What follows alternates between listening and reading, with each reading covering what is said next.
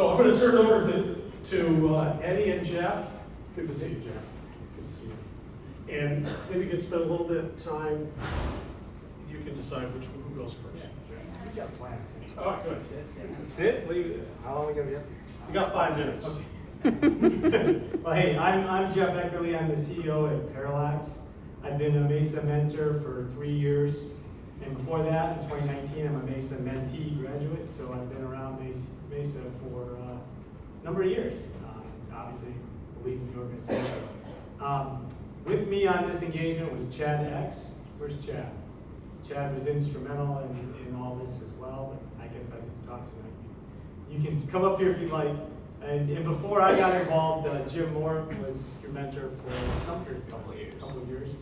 So Eddie was on the 5-year plan. Yeah, so I'm going to have Eddie here just start by kind of sharing a little bit on OfferingTree, what the product does, what the company is, and I'll have a few questions. Yeah, so to provide a little context, OfferingTree helps boutique studios in the health and wellness space, think like yoga studios, Pilates studios, any kind of group exercise, grow and streamline their operations through an all-in-one platform. So we're vertical SaaS. We do everything from like websites, payments, booking, scheduling, CRM, marketing automations, reporting. And for our SMB, single owner operator businesses, it's kind of a big deal because they would have to, stitch together multiple point solutions and do big integrations. So like we kind of handle all that. So that's a little bit of OfferingTree. Yeah, maybe just give a little more background on the progression from MESA, what the company growth milestones were, and kind of some of the highlights.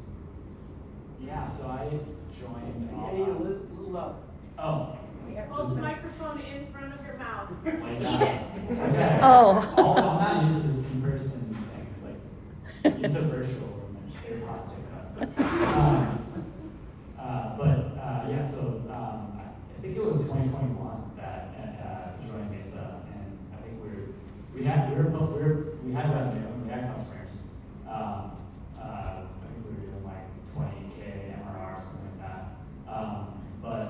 Jim was my mentor for the first few years, and I think, as a first-time founder away from Silicon Valley, I think MESA was a tremendous value for me.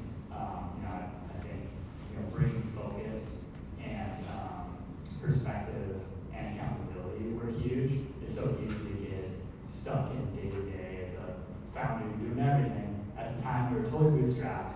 I was the only full-time person.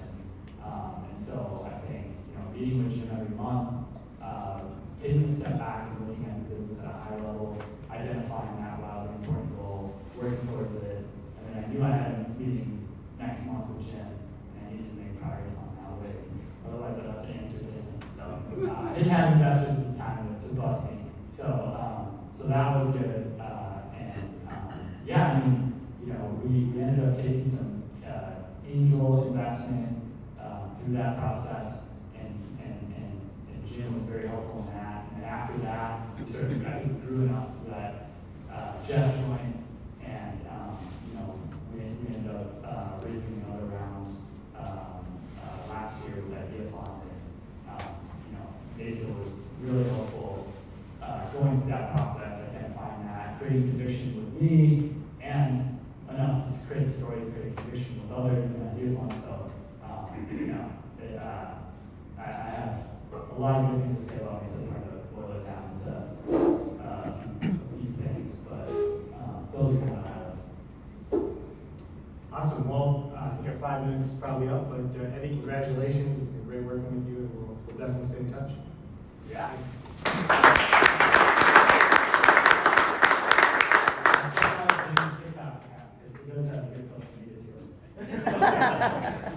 Thank you, guys. That was really great. So I think our next, one thing I just want to say, you started off as a seed, right? You were a seed mentee. So sometimes, for maybe folks here who are not aware, we actually have sort of a two-step. We will work with smaller startups. They do have to have revenue, so you have enough. We will assign one mentor to that organization, but once they grow to a certain level, then we assign 2 mentors.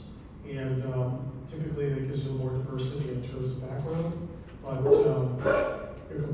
starts to increase, so we can maybe give you a little bit more help. Yeah. All right, so next up is ProsperStack. And I know Troy's here, and let's see, Tony is here. Is there anybody else? Were you? Oh, Scott Ronson. Come on, Scott. I'm sorry. Yeah. Okay, for Scott. Here you go. I'm Troy Thibodeau, and actually, if I go back, I think we also started as seed as well, and it was just myself with Tony, and then as Tony grew a little bit, Scott joined, and so it's been Scott, Tony, and I here for the last probably couple years now. I'll share a couple of my thoughts, but maybe you can start with, tell everybody about ProsperStack and what you've gotten out of the mentor program. How does that sound? Loud enough? Okay. So yeah, for those that don't know me, I don't see a lot of familiar faces. My name is Tony Sternberg, co-founder and CEO of ProsperStack.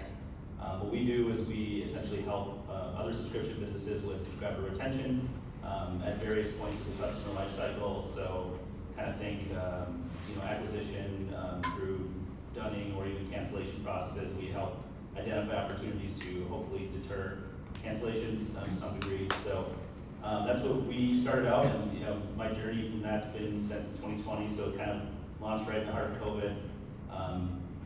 It was in hindsight kind of a cool time to start because we weren't doing anything anyway, so might as well have heads down and go. And I just grew a little bit through there. I think just looking back at our emails, Troy, and I think we started working together in summer of 21. So it's been a few years. That started as a seed program. I had a little bit of revenue at that point. It was just raising an angel round, so a little bit of similar story there. And we started meeting, and we started talking about what's a big goal that you want to reach, and I was kind of like, well, I don't know what my goal is, so I guess I'll just pick a revenue number, right? So I was like, oh, let's get to $1 million in revenue. That'd be awesome. So everything we did at that point was kind of working towards that, and we were I was kind of trying to think of everything we talked about. We probably touched pretty much every part of the business. Whether as a first-time founder, I hadn't gone through a fundraising process, so whether it was building pitch decks or working on how we're going to present the company to hey, how's my go-to-market looking? How's my website copy? What's resonating? And then as we grew a bit more, I was fortunate enough to raise a seed round and going through that process, and that I believe is where Scott joined, which was a couple of years ago, end of 23, early 24. So then the conversation shifted. So how do we scale this thing? And we're hiring people. How do I best hire people? How do you compensate them properly? Just kind of going through, just running the gamut on everything. And these guys have so much experience that I think we were able to just bounce ideas off of each other, and then them kind of leading on their experience and letting me know what's worked for them. And it kind of gets me, I think, a head start on learning all those things myself. And one thing I always kind of go back to is what was really great about the advice and being able to meet with the MESA mentors is they're truly independent, and they're just there to help you, right? Sometimes you might go to investors and they've kind of got a motive to maybe get you to another round or whatever the case might be, or other people that are angling to come on your board or whatever the case might be. But these guys are really just kind of truly independent, and you can kind of be vulnerable, explain, kind of spill everything out, and also just appreciate the advice that they give you throughout the time that you're with them. So it was a great experience for me. Really appreciate the time and the help from both of you guys. It's been awesome, and I'm just really thankful for the MESA program in general. Do you want to maybe say a couple words? Yeah, thanks for including me. I know I was late to the party working with you, but it's during that time, going from kind of seed and raising money and scaling, there were a lot of different kind of milestones that you achieved, and so I think kind of working with you and seeing how you dealt with that and how you leveraged us was really powerful, and it was great working with you. I know over the last year or so, you faced some really tough challenges, with market dynamics and different problems on scaling. And so, the way that you leveraged us, I think, was very effective. And to see you formulate different ways to approach that, and then you leveraging us, and then actually implementing that, I think it's great. So very satisfying working with you. So thanks for having us. Absolutely.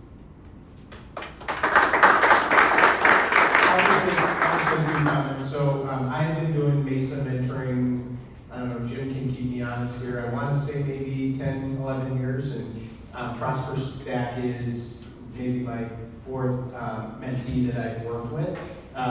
So I really believe in this process, and I think it's great. The couple things that I would say is I take out of the mentoring as much as I hope the mentee does. I told Tony, like every one of our meetings stimulated thoughts in my brain about my own business and how I might think differently about some of the things I'm doing, as much as I hope was able to add some value to Tony's business. The other thing that I'm just really impressed with all the mentees who are in the room, it takes a lot of confidence and courage to start a business and get that business off the ground. Yeah, Tony showed up to every one of our meetings as humble and with as much humility as he could to make sure he's open-minded to everything. And I just really appreciate that, because you really got to have a lot of confidence, and yet to be vulnerable in the meetings with the mentors and ask for their advice and get their thoughts is really a powerful feeling when you're going through this process. So I know you're going to achieve great things. I can't wait to watch on the sidelines now. So thank you.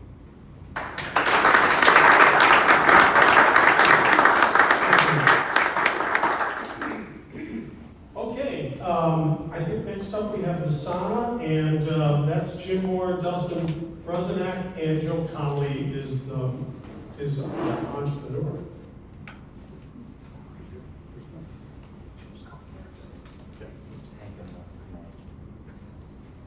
Joe Connolly had a board meeting tonight with a new board member, so that's why he's not here tonight. I'll have a little bit more to say about that in a second. So Visana Helps, just think that now, Joe Connolly. It is a totally 100% virtual healthcare provider focused on women's healthcare issues through every stage of a woman's life. We started with Visana Help as a seed mentee in 2021, and actually before Visana had their first customer, which is unusual for us to do. We typically require a new mentee to have a paying customer, but they were on the cusp of doing that, and we really believed in what Joe was doing. Fast forward to today, his customers include, on a nationwide basis, United Healthcare, Cigna, another national healthcare company that hasn't been named as yet, and also Blue Cross Blue Shield, Massachusetts. They have raised $43 million of VC money, with $24 million being raised about 2 months ago. Joe is fantastic. I mean, he is a fast learner.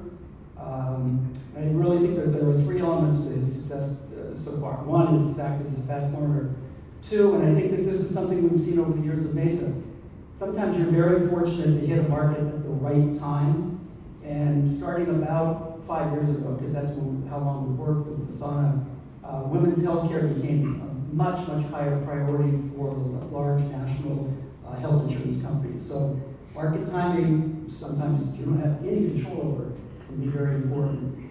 And the last thing is, he has done a fantastic job of recruiting staff from the lowest level to the highest level of people who are committed to his vision. And they are just a very energetic organization. So Joe's not here tonight, but Dustin is going to share with you some comments from Joe. Making me read. See if I can still remember how to do this. Everything is audio now. All right.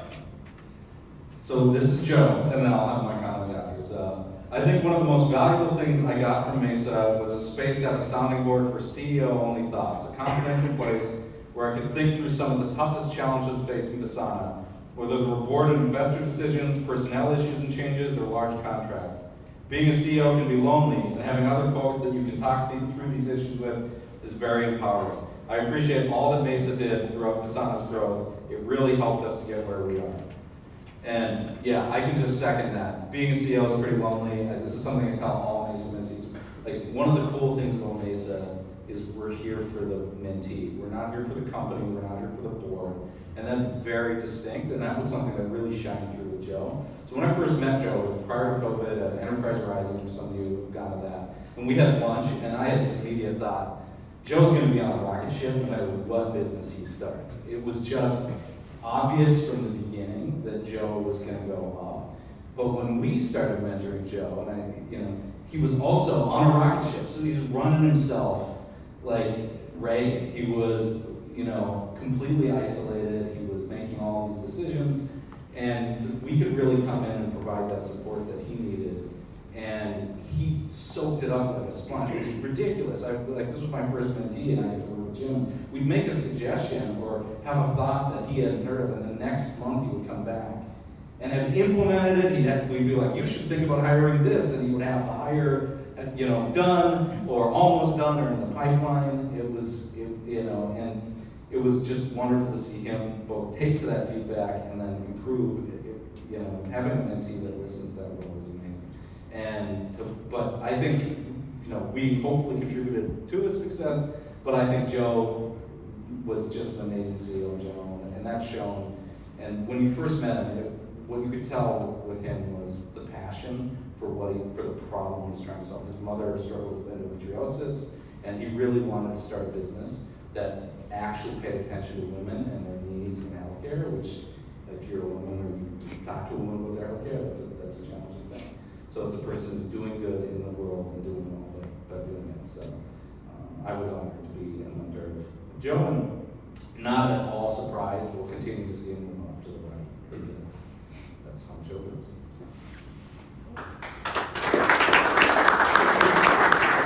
Just to add quickly, I think you're going to hear some themes through the 5 graduations tonight about the impact that MESA has. I think, to Dustin's comments, Joe was going to figure it out on his own. He just had that capability and the energy to do it. I think what we help him do is get there faster. We've been there, done that. We've had the good and saner, I think. It's the other good component. and the bad. And so to have this forum where he or any of our mentees can come to us and say, I've got this issue that, quite frankly, I'm not ready to talk to anybody else about, and share his or her ideas, get our stories from our experience, and then, importantly, take the sum of that and make it his. Because at the end of the day, he has to have commitment and excitement about how to go forward. Joe was fantastic about that. But again, I think thematically, that happens very, very often through our mentoring engagements. So, great. Thank you, guys.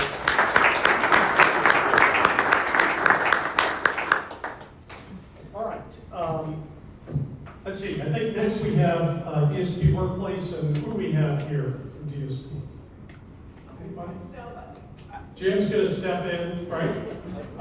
Because I think you're going to explain a little bit. Yeah. Thanks, Jim. So there was a time when we were short mentors, so I was mentoring through teams. And DSP Workplace was one. We started as a seed, again, probably almost everybody tonight started as a seed. DSP Workplace has a full suite of business tools in support of companies that are doing the last mile delivery. And their first focus was on Amazon delivery companies. Can you imagine being a delivery company trying to work with Amazon and the support you don't get from Amazon? And so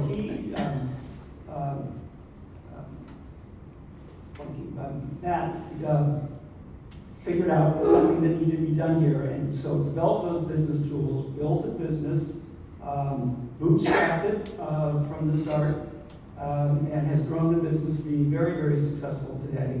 He's now moving on to other companies like ones you can obviously name beyond Amazon to work with.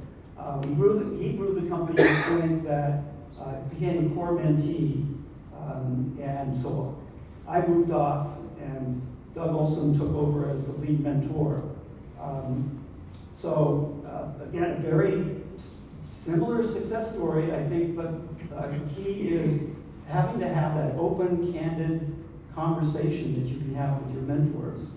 And then figuring out from those conversations what makes sense for your particular business. And Matt's done a great job with that. Thanks, Jim.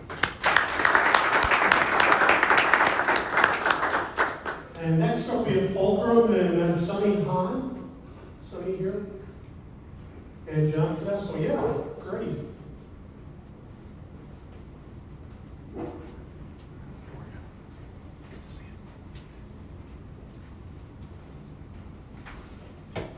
All right. You can see a little bit of me today. Hey, good morning. Okay, I'm John Tedesco. I've been a MESA mentor for about 15 years when I moved to Minneapolis in 2010. I had the pleasure, Connolly Smith and I had the pleasure of mentoring Sonny. He was a core mentee from the start. About 4.5 years, 5 years of mentorship. So I'll turn it over to Sonny. I'm Sonny, I'm the CEO and founder of Fulcrum. Fulcrum is a mechanical line for manufacturers. Our customers make precision parts for some of the most important industries. So about 95% of the stuff that's launched in the space has some component that one of our customers make. We replace ERP systems and ERP systems and MES systems, and we now have automatic decision making for almost every part of the shop in the office that's in these businesses. So, we started in 2021. Didn't know that I needed a mentor at all. Had Chad from my work tell me that I did, and that I didn't realize what I was missing. But I think, in retrospect, I'm a solo founder. I don't have a co-founder, and in many ways, I've figured out ways of adding support to myself on the team, on the leadership team, personally.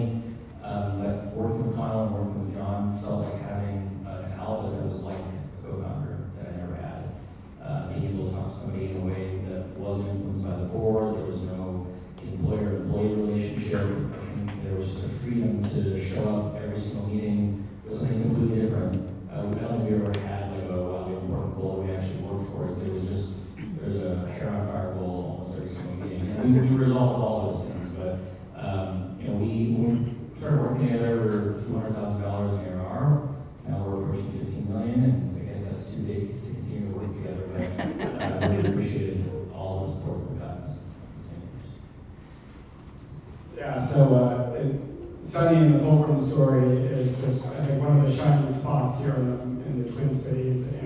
So I have just 3 quick points. They're going to kind of touch on the same things that you've heard. Number one is any good mentor-mentee relationship is just that, a relationship, and it's got to be bi-directional in terms of the respect. And to Troy's point, huge respect.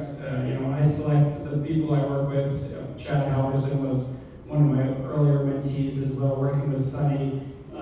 Just high respect throughout the entire process, and I learned probably more from him than I would want to care to admit. You're not supposed to say we didn't do a wink. That's like a violation of like the core. We did 15 of them. So number one on the relationship, totally mutual respect. Number two, a point that was touched on the last couple. In terms of I'm from New York originally, lived on the West Coast here. We talk about the Midwest not having big visions. Sonny has a big vision for transforming manufacturing, and that's what's so compelling and exciting for everybody involved. He has great investors, Bessemer and Battery and others, and attracting a team to changing manufacturing. Super compelling vision and great tactical execution. So great product mind, not technical, but technical enough to build probably the finest UX product I've seen out there for an industry that does not traditionally have that. So really, but again, we talk about the Midwest here, and what Sonny's trying to do for manufacturing is kind of global. I had a third point. Oh my gosh, what was my third point? I had all these points going on here. I don't know what my third point was. I'll think about it. But, it is possible at 15 consecutive. we did a bunch of that stuff. Yeah. I don't know. I lost my point. We got a lot of talking to do here today. But it's been an absolute pleasure here working with Sonny, and again, the best is yet to come for the next set of chapters for him. So I watch Fulcrum and Sonny, and congratulations on graduating.